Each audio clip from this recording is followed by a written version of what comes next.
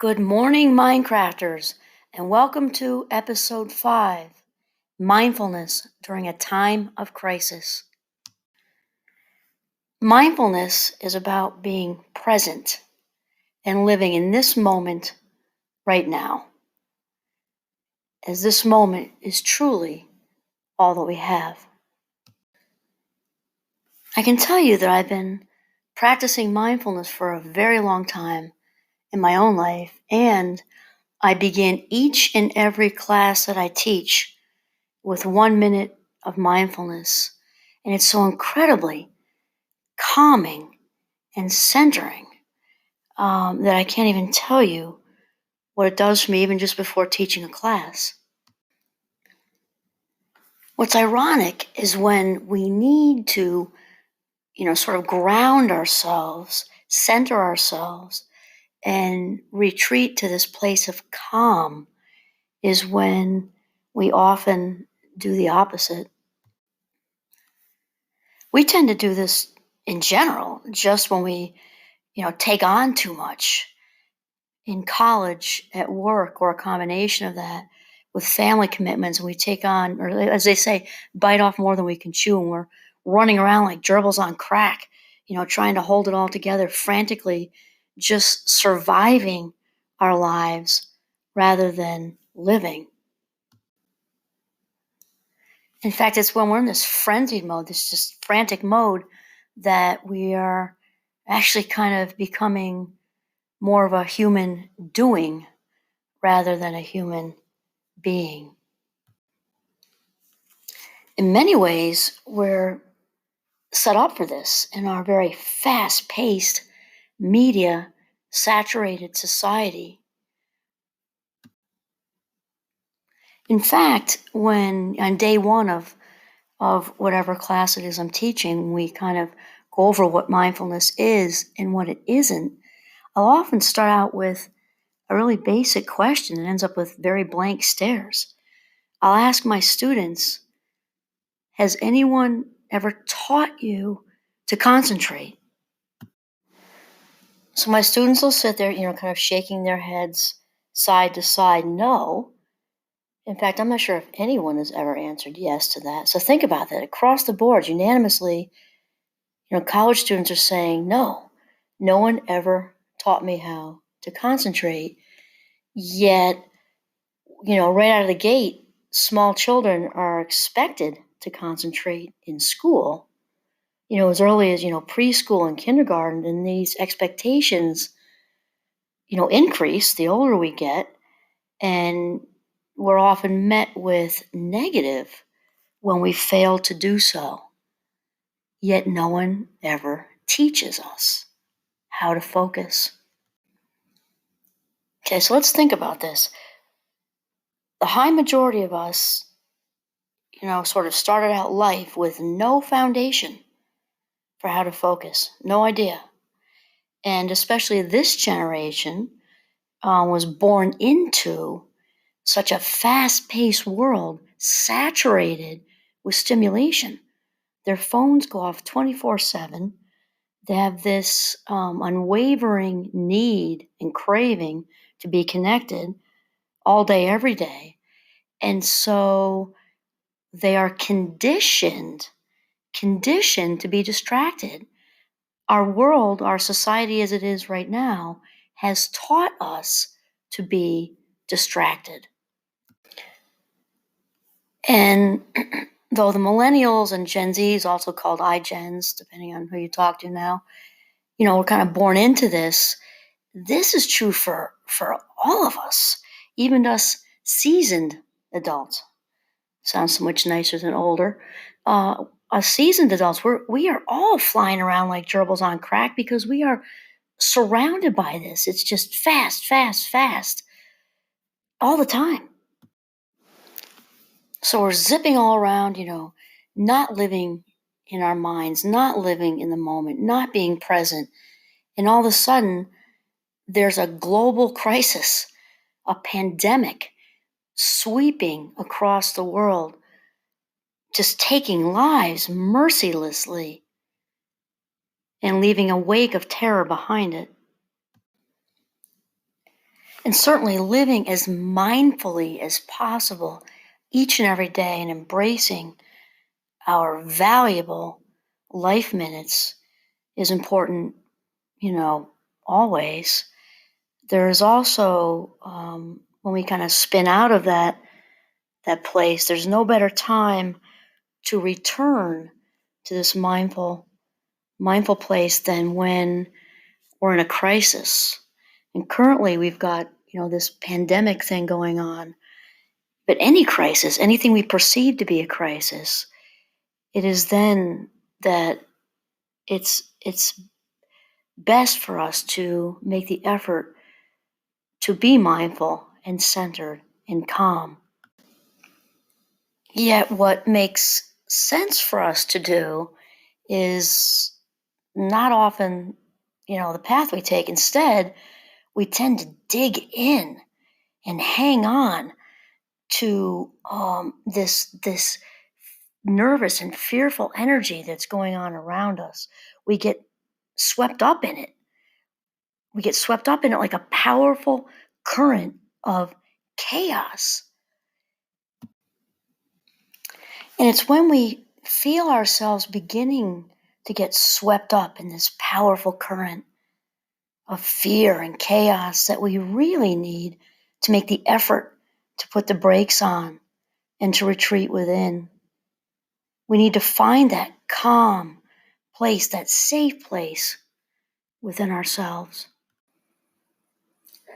I'd like to take a minute to kind of discuss what mindfulness is and what it is not, because there are, lots of different meditations out there, and certainly they're all good for well-being, and it's kind of a situation of like finding a comfortable pair of shoes, finding the one or even more than one that suit you the best. And, lots of these meditations, most of these meditations involve some sort of structure. There, are sitting ones and standing ones and river ones and mountain ones, and many of these involve kind of striving towards creating a vacuum of thought and chanting, just all different ones. And mindfulness just takes a different approach than this. So when I practice mindfulness with my students before class starts, I have them sit up straight and say a nice dignified position, and then I'll make a joke about there's no such thing as dignified slacking, and they all chuckle. And then we then breathe deeply and intentionally for 1 minute.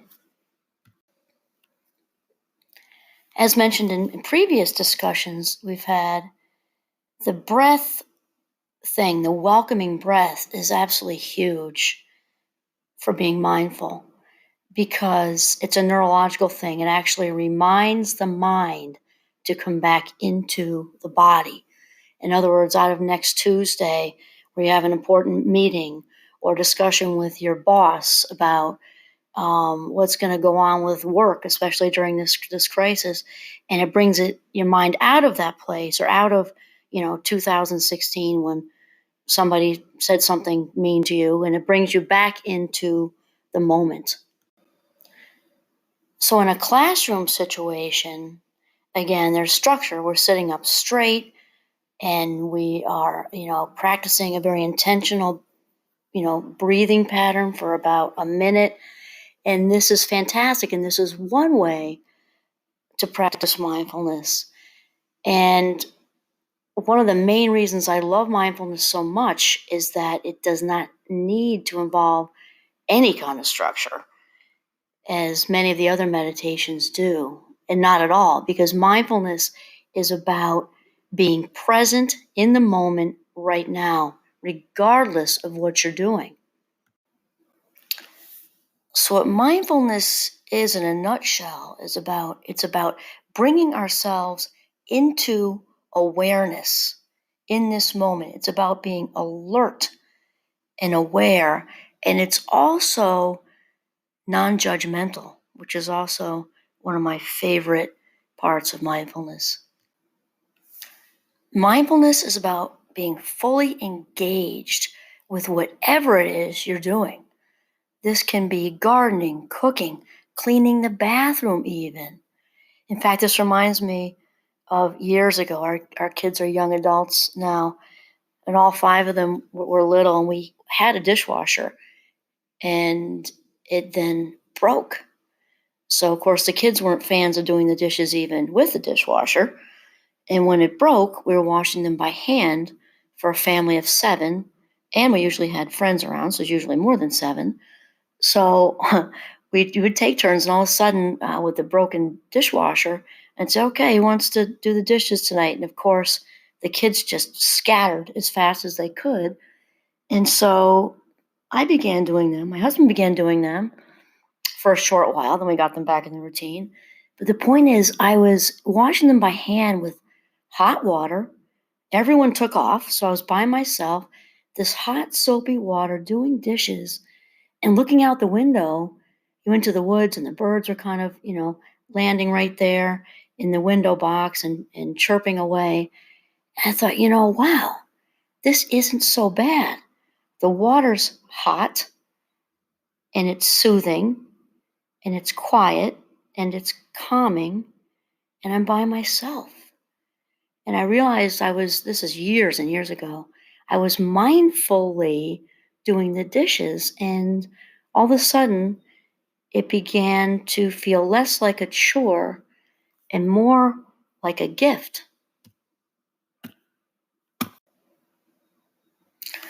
I'm also a runner and I ski, and way back then around that time, I used to run, plugged in to music. And though I would still do that, let's say if I were going to do a half marathon or something, because that's long. But for my regular little, runs around town, 2 miles, 5 miles, I haven't run with music for years. You can run mindfully, ski mindfully. You can have, if you're having 5-star sex with someone you're just absolutely crazy about, be in your body, be with that person, enjoy what you're doing. In fact, John Kabat-Zinn, one of the leading mindfulness gurus, if not the leading mindfulness guru, who runs a pain clinic in Boston, talks about our daily activities. If you're going to brush your teeth, be mindful, be in that moment brushing your teeth. He talks about when you take a shower in the morning, that lovely hot water starting our day, be in the shower. And the next time you're in the shower, check how many people are in the shower with you. Did you bring all the people from work in there? Did you bring all the people from your class in there? Did you bring somebody from 5 years ago who did something mean to you in there with you? Check and see who's with you in the shower. Because it's when we're in the shower or driving and our minds are kind of, not as occupied, that we tend to invite all of this, all these people, all this chaos, all these thoughts and worries in with us. And if you have somebody in the shower who's real, well, then good for you. No judgment. In fact, in John Kabat-Zinn's book, Wherever You Go, There You Are, he says that meditation is simply about being yourself and knowing something about who that is. It is about coming to realize that you are on a path, whether you like it or not, namely, the path that is your life. Meditation may help us see that this path we call our life has direction, that it is always unfolding, moment by moment, and that what happens now in this moment influences what happens next. In realizing this sort of domino-like chain of events is most definitely important during a time of crisis. And this is because fear often causes us to react rather than to respond. And of course, reacting and responding are quite different, where being in a place where we're being reactive has us in, this ready stance and we're very reflexive, kind of knee-jerk, way to behave, versus responding, which is a more slowed down and deliberate way to speak or behave. Practicing mindfulness helps us with becoming less reactive and more responsive, which obviously, can be of enormous benefit in life in general. Think about it with relationships. We're less, knee-jerky and more responsive, more slowed down. When we practice mindfulness, we are better able to hit the pause button, even if it's just for a few moments. And the outcome of that will be dramatically better than it would be if we just react. So again, this benefits us in life in general.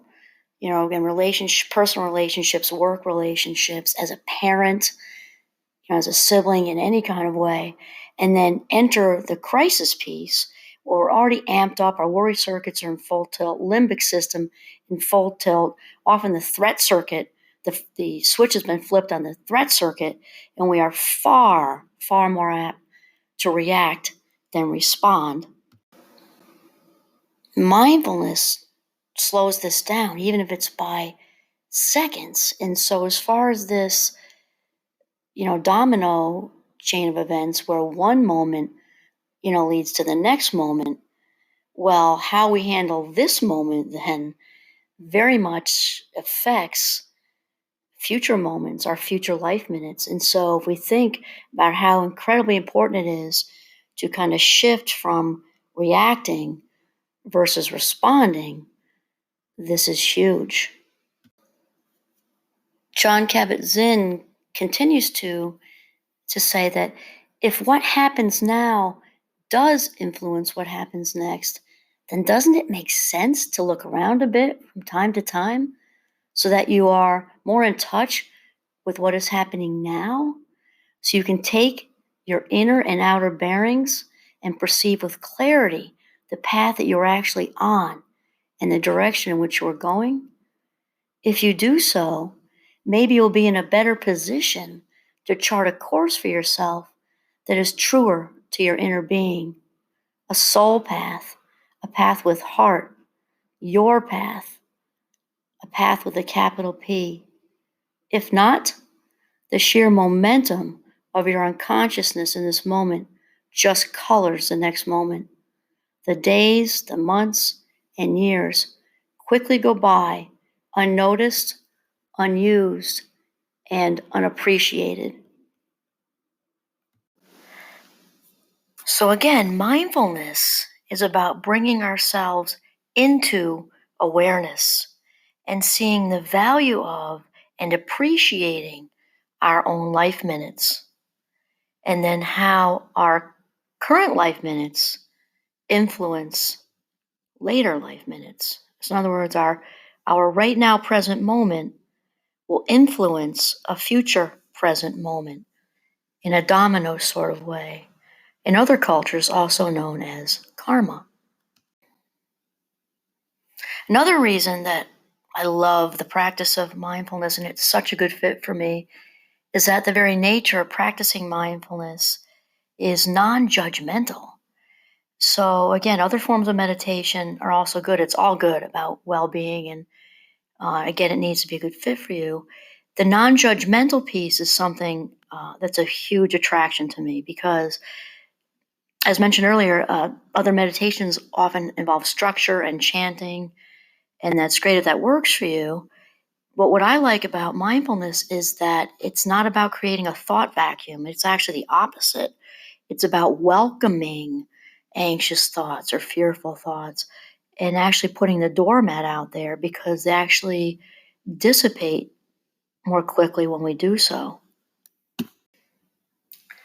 So if we're, taking a walk in the woods, mindfully taking a walk in the woods, or mindfully enjoying a bubble bath, or mindfully sitting on the back deck with a big glass of lemonade or whatever, and all of a sudden an anxious thought rolls through, we don't say, oh no, there I go again. I can't even do mindfulness right. What's the matter with me?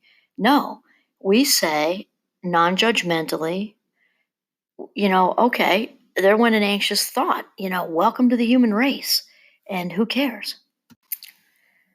This non judgmental piece is obviously important for emotional well being anyway. And during a time of crisis, it's especially important because when, so many people walking around out there have the switch flipped on their threat circuits, we're even more predisposed to being reactive.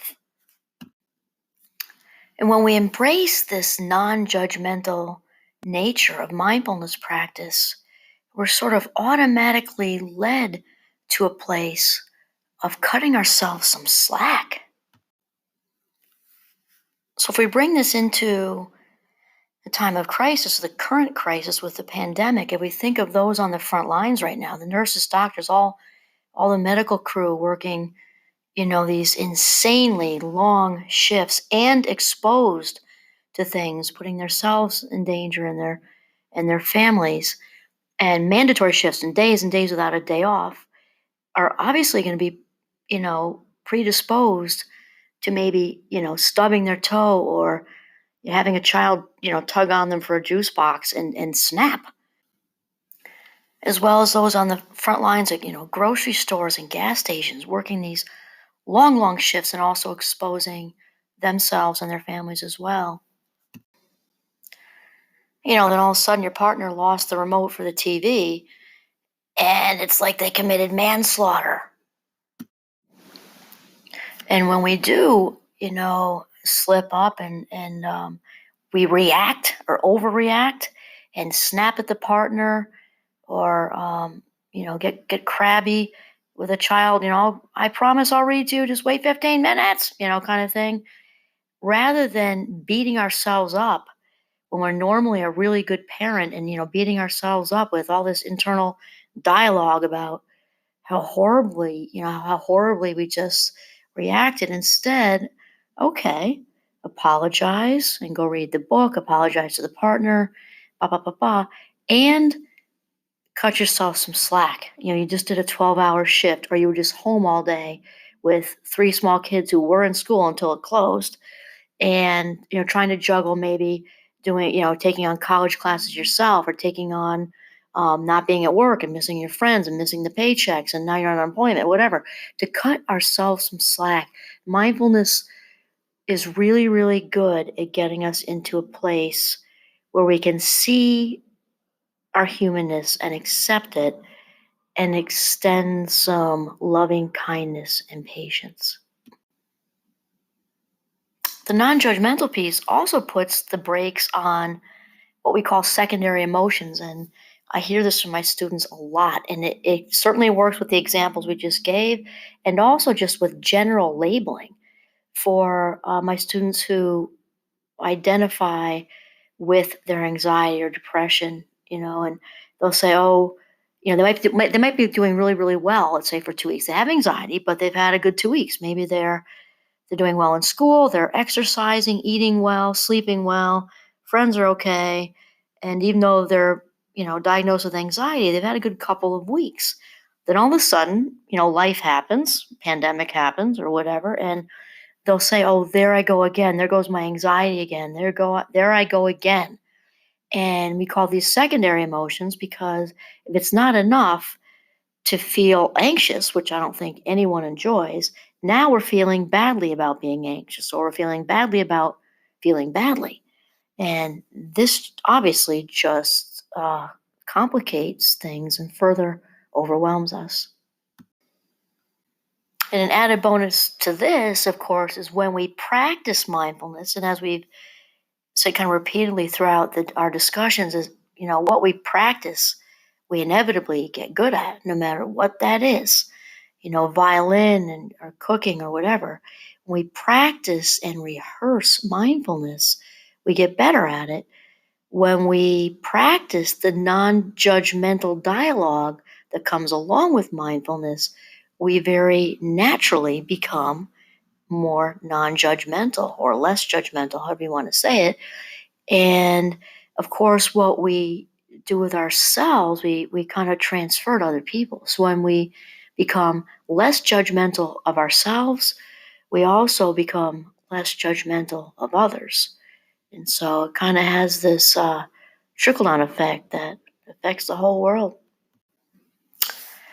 And the non judgmental piece also leads us down a path of clarity with the idea that any of us on any day can only do the best we can do, and that our best is going to shift and change depending on our environment and what's going on in our lives in that moment. And this idea of always doing your best is discussed by Don Miguel Ruiz, one of my all time favorite books, The Four Agreements. And the author says, under any circumstance, always do your best, no more and no less. But keep in mind that your best is never going to be the same from one moment to the next. Everything is alive and changing all the time. So your best will sometimes be high quality, and other times it will not be as good. When you wake up refreshed and energized in the morning, your best will be better than when you are tired at night. Your best will be different when you are healthy as opposed to sick. Your best will depend on whether you're feeling wonderful and happy or upset, angry, or jealous.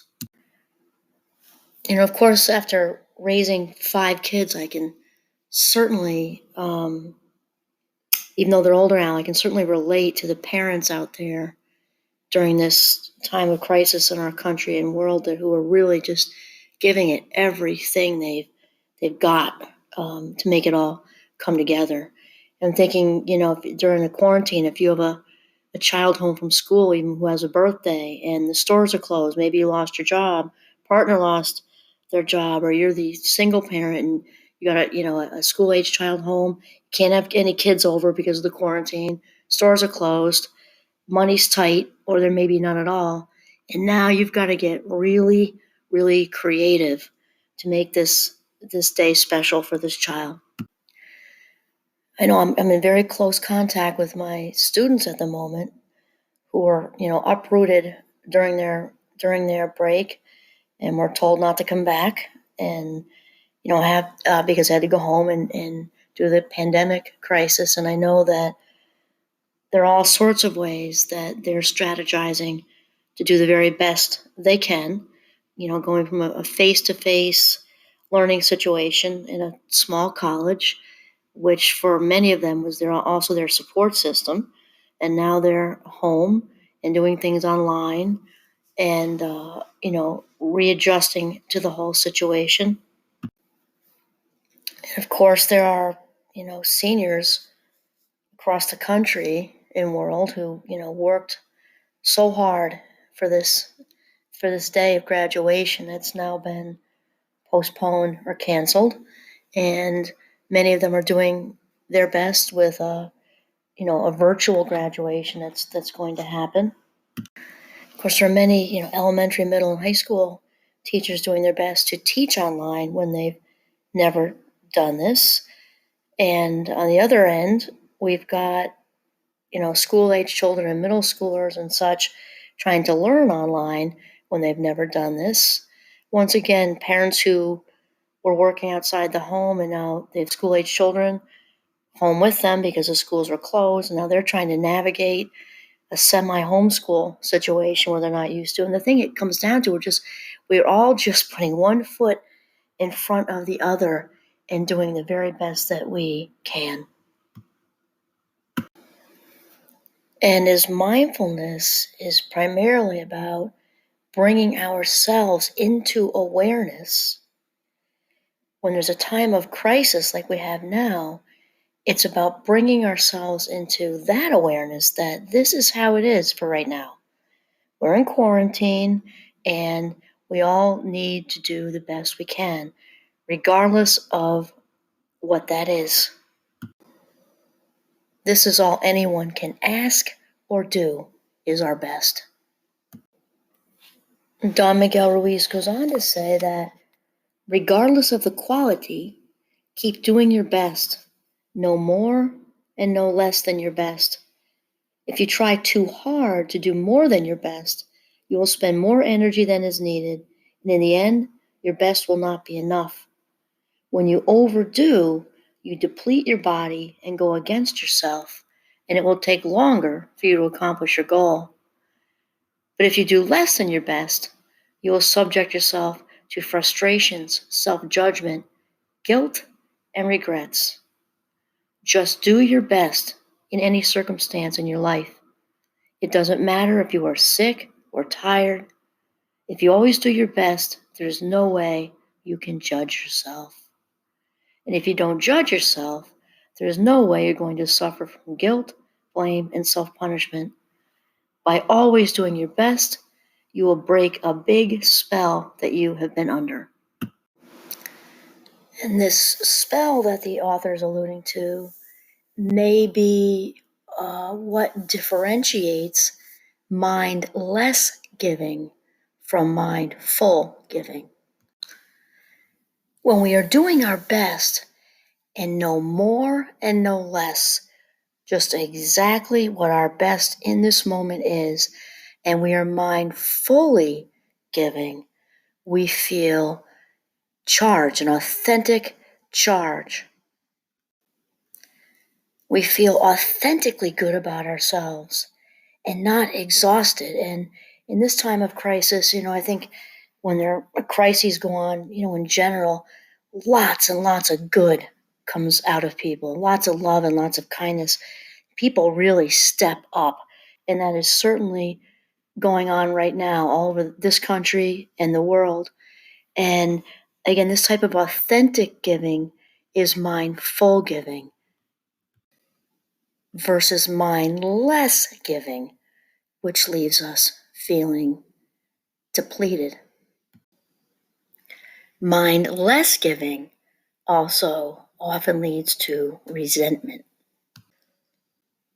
A classic example would be that mom who's, always baking brownies for every event, always at every event, driving around in her minivan, the one who has 3 or 4 extra kids that she's bringing everywhere because their parents are unable to bring their kids.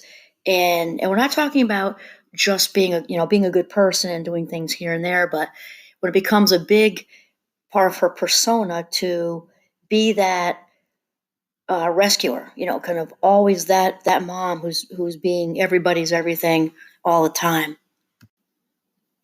And people, may smile and say thank you, though underneath it all, the amount of appreciation she's feeling doesn't match up with the amount of effort she's putting in.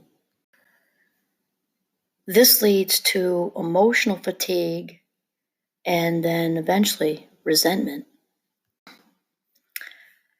Another classic example would be someone out in the workplace who not only has, this, tenacious work ethic, but also is that fallback person because, she or he or, they make it look easy. And this person has kind of set themselves up, because people tend to give even more to people who not only get it done, but who make it look easy, like it's not taking them a lot of effort. And they're often, picking up the pieces at the workplace and taking on the extra, often not for any extra compensation, but just the way it goes. And the big difference again between mindful giving and mindless giving is, one is rejuvenating and one is depleting. And this is because one is authentic and one is coming from a place that's ego driven. Because the authentic self doesn't have a need for approval. Like the people who are out there just doing really good things during this pandemic crisis because they just are. They're just stepping up and that's it.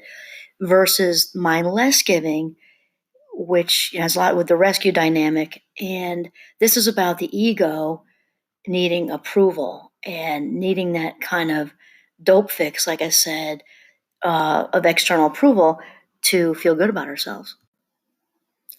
So after swooping in and being the great white hope, rescuing over and over and over, we want to feel appreciated. The smiles and thank yous, work for a while, but at a certain point, we kind of want a deeper level of appreciation where, the effort put in, matches how grateful people are for our efforts. And it's not just about people being aware of the large amount of effort we've put in. We also want them to be aware of the sacrifice that went into it as well. We could have, given up our morning walk. We could have given up time with a partner, time with a child, been late to a little league game, or just come home plain exhausted from our own job and then taken on yet something else. We want people to truly understand the great lengths we went for them to be everybody's everything and to be appreciated for this. And since this rarely happens, at least to the degree we need people to appreciate our effort and sacrifice, we end up in a place with a kind of a slow burning resentment beneath the skin. And certainly one of the main reasons I'm such a fan of mindfulness is that it sort of gently redirects us from a place that's ego driven, sort of away from the false self, and redirects us towards a path of authenticity. And this happens by becoming less concerned with the external and bringing about awareness of the internal. By learning to become aware and alert, we become better able to be fully present in this moment right now. Especially during a time of crisis, this is of utmost importance to take a big, deep, intentional, deliberate breath, which immediately returns our mind back into the body and away from all the chaos going around us. And as anxiety and fear involve thoughts about the past and or future, if we are fully engaged in the present moment, I mean 100%, not 99.9, if we are fully engaged in this moment right now, there will be no anxiety. It's important also to remember that one of the beauties of mindfulness, another reason why I'm such a big fan, is that we don't have to schedule it. Other forms of meditation or other things that we do even, involve planning, even if it's just mild planning. We have to actually, set a time and have that in our consciousness. With mindfulness, it goes where we go. It's just about a choice to be in the present moment, and that's it. In fact, John Kabat-Zinn says that if you learn about mindfulness and you're saying to yourself, "Oh no, that's one more thing I have to do, and I have to be mindful," he says, "Just don't do it. You're not ready." Because mindfulness isn't about doing. Mindfulness is about being. And you can be anywhere doing anything.